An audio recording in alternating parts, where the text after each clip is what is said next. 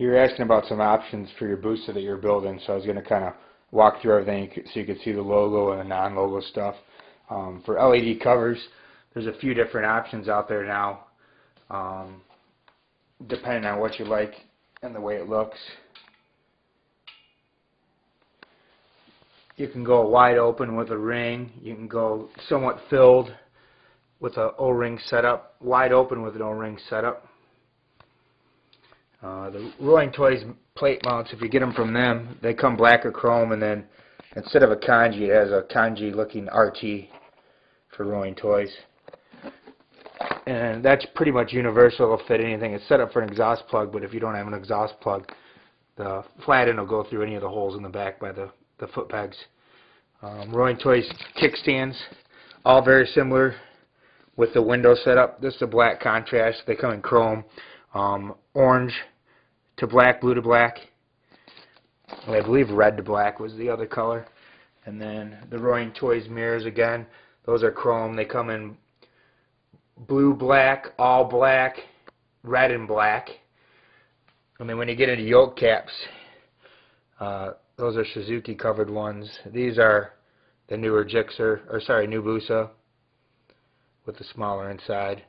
That's what you would put on a 08, 09, 2010 Busa. I have pressure plates.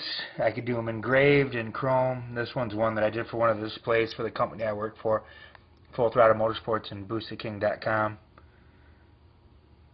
PPM stator covers, all very similar with that 3-window setup.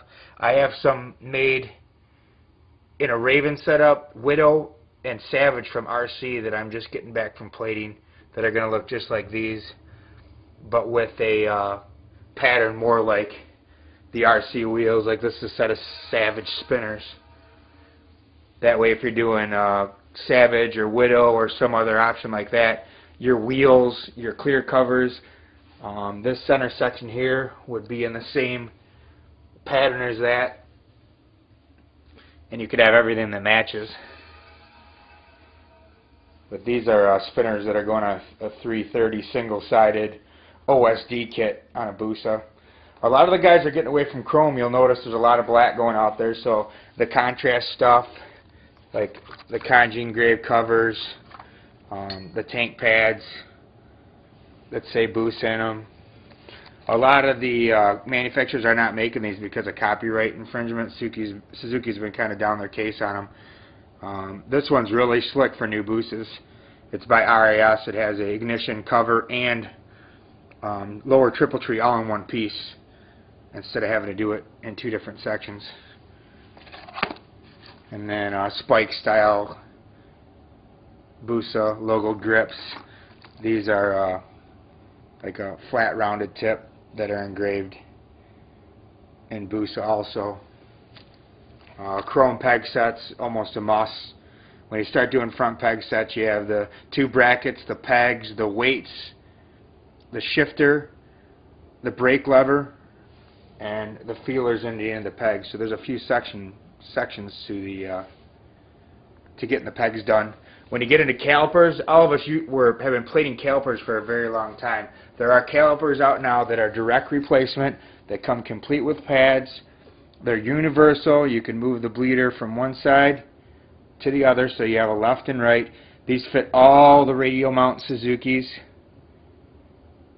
Really, really slick setup. It's more cost effective, and you don't have to worry about having any of the chrome over in the threads and having leaks or any of the pistons sticking. These are 4-piston.